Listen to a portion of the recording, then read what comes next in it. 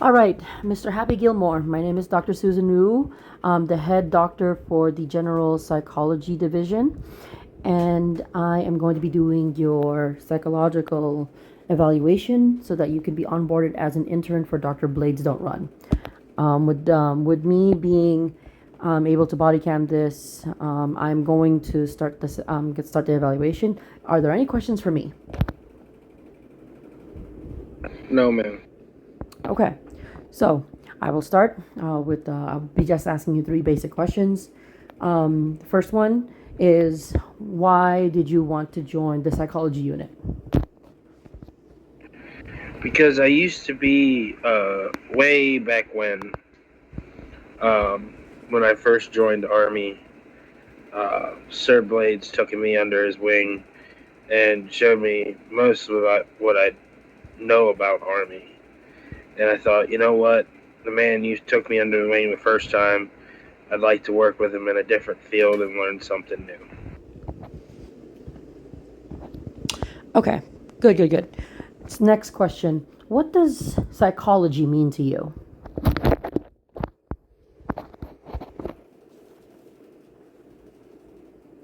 Mental health, and I think everybody's mental health is important.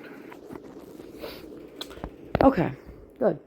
Now, last question is, why do you think psychology is important? Because we all have problems, sometimes we don't want to talk about them. Sometimes we just want to let them bury inside of us. And sometimes we let them bury so long that we need a psychiatrist or a therapist to talk to get over it. Okay, excellent, good. So I will be asking you three scenarios now. I want you to answer them to the best and honest ability for yourself, okay? Yes, ma'am. Okay, scenario number one. A soldier, whether it be a general, a colonel, a sergeant, a captain of any rank, a soldier of any rank, comes up to you and says, I don't feel well, I feel depressed, I feel anxious, and starts telling you, what's wrong with them and what they're going through. But since you're an intern, your job is to set that up with the doctor. And although that they are expressing themselves to you and it is very concerning, what would you do in this situation? How would you handle it? I would immediately call for Blades. I'd let him know that, hey, I can listen, but I can't tell you what to do about it. I'd call for Blades and have Blades pull him in for, an appointment. Okay, good. That is a very good step. Now, how would you help mitigate it? How would you help the fellow soldier, understand that yes, I'm here to listen to you, and I can tell everything that you told me to to my superior, to my medical superior. But how would you mitigate it, and how would you help the soldier understand that you are not the proper person to talk to with such things?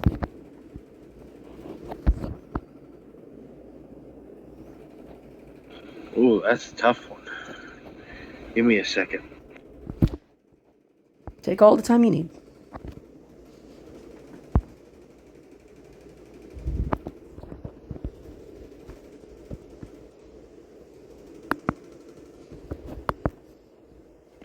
I would instruct him that yes, I can listen to him.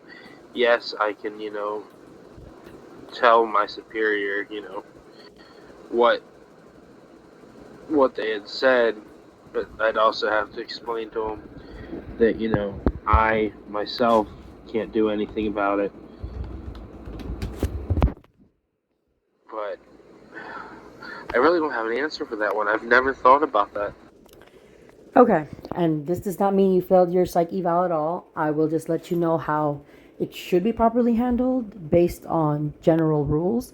So what you would do is you would kind of just like, write down use a action macro to write down what they're talking about, role play with them, and say, okay, I'm listening, and kind of just like help de-escalate the situation by lending them an ear. Even though you are a medical intern, you are still part of the psych division. especially the general psych division. So what you could do is try and talk to them, help calm them down, try and help stabilize them, and say like, okay, you have a safe space. You can tell them I am part of the psychology unit, and I'm part of the general psych division. I'm here to listen to you, and then whatever you tell me, I will pass it on to my doctor or to my superior once he gets here, and then I will pass you on to him. But you can still tell me, and everything you tell me will be confidential. So giving them that safe space where they can still talk to you and still let it out, and you listen to them and just be like, okay, I understand, and probably just help them mitigate by saying, maybe put in your personal experience or put in something that can help them say like, oh, help them feel like as if like, okay, I can talk about this, I'm safe here, I'm not going to be judged or anything, and all that. So being able to help calm down the patient or fellow soldier, giving them a safe place to talk about it, and then guiding them to maybe like, guiding them to RT or somewhere private, and then calling your superior, like say you call Blade saying, oh, we're in the airport or we're in RT, calling them, and then saying, okay, I've handled the situation, this is what they're going through, this is a little bit of what they're said to me, and then let Blades handle the rest. So by standard, it's number one, it's help calm them down. Number two, it is give them a place where they can feel safe and secure. And number three is listen and guide until your medical superior shows up.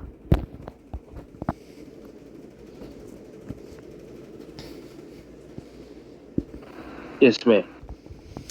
And trust me, I've asked this question to a few other people as well. They didn't know what to do. So I will not count this against you because this is your first time being in this unit. So just letting you know, those are the three things that you should do. Okay, so last question.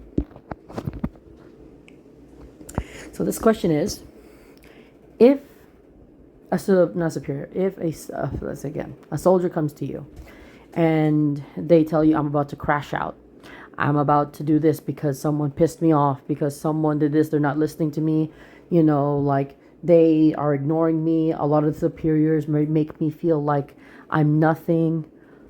Well, how would you handle it, and how would you de-escalate until Blades is free to come to you when you call him? I would tell him, hey, calm down. It's let's go somewhere and talk about it. We don't need to be crashing out, because these ranks are hard to get nowadays, and we don't need to be just thrown away like paper towels. I would comfort him, listen to him, hear him out. In the meantime, while I'm listening to him, I would take notes and text Blades to come over and meet us. Yeah, I'd just sit there and talk to him. Everybody needs someone to talk to every once in a while. It helps relieve things that we've had buried for years upon years.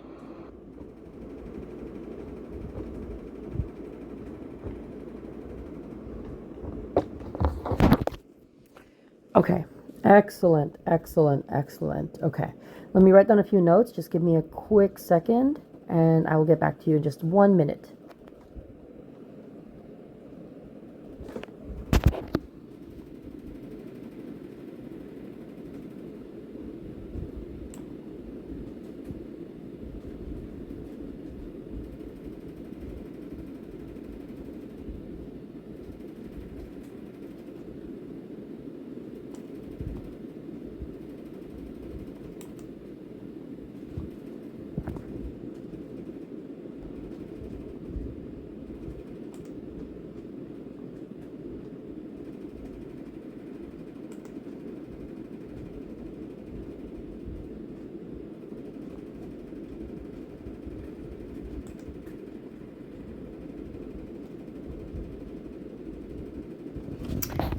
Okay, so I have extraordinary news for you.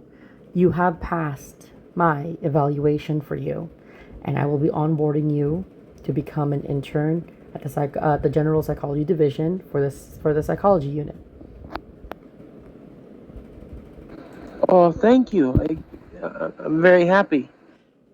Now, before we begin, I would like for you to say the Hippocratic Oath with me, because once you say this oath, you are solemnly swearing that whatever you hear, say, and do, it will only be for the benefit of the patient and the security and comfort of that patient. Yes, ma'am. Okay, repeat after me. I,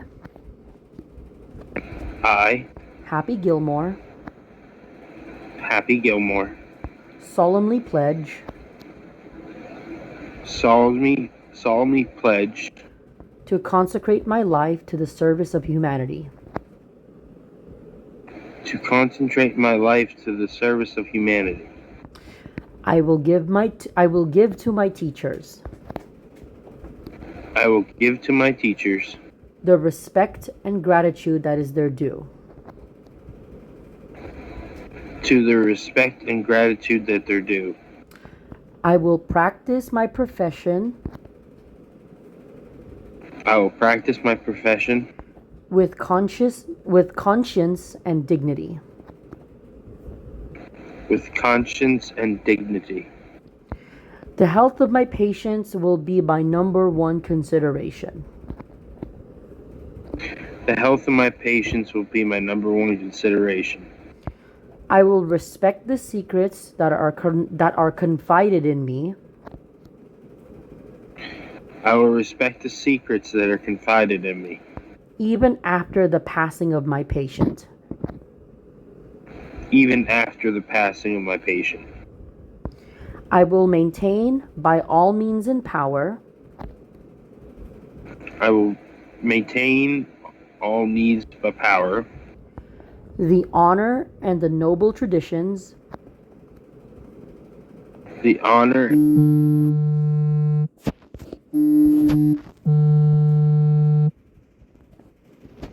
Sorry about that, I got a call. Hold on. Of the medical profession. Of the medical profession. My colleagues will be my sisters and brothers. My colleagues will be my sisters and brother, And I will respect them to the utmost highest degree. and I will respect them up to the most highest degree. I will not permit considerations I will not permit considerations of age, decease, or disability, of age, disease, or disability, or greed, ethnic origin, gender, or race,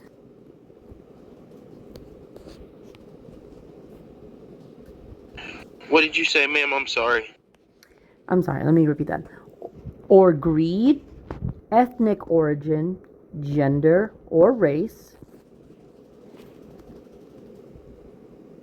Of greed, ethnic, gender, or race, political affiliation, political affiliation, nationality, nationality, sexual orientation, sexual orientation, social standing, social standing, or any other factor or other factor to intervene between my duty and my patient. to my duty and my patient. I will maintain the utmost respect for human life, will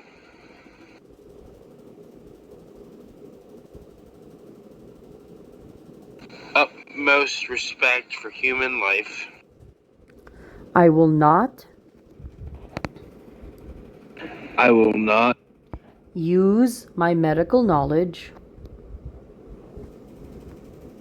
use my medical knowledge to violate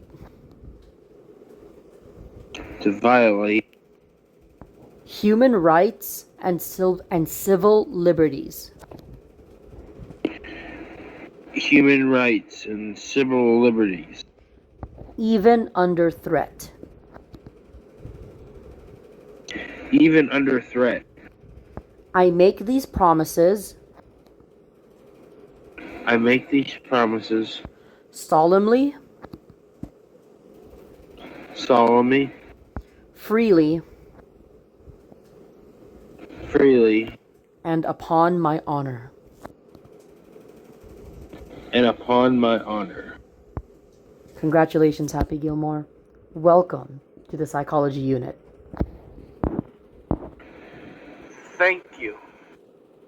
I'm greatly happy and very tired. I understand, but now that you have taken this oath, you are hereby declaring yourself that whatever happens in the psychology unit only happens between you, your mentor, or your medical superior and the patient. If anything leaves this room, or if anything leaves between you and the patient and your mentor, or your doctor that you are going to be under, there will be severe consequences. Am I understood? Yes, ma'am. Congratulations, and once again, welcome to the General Division of Psychology. Yes, ma'am. Thank you. With pleasure. Thank you so much, Gilmore. You're welcome. I'm gonna go eat some crayons.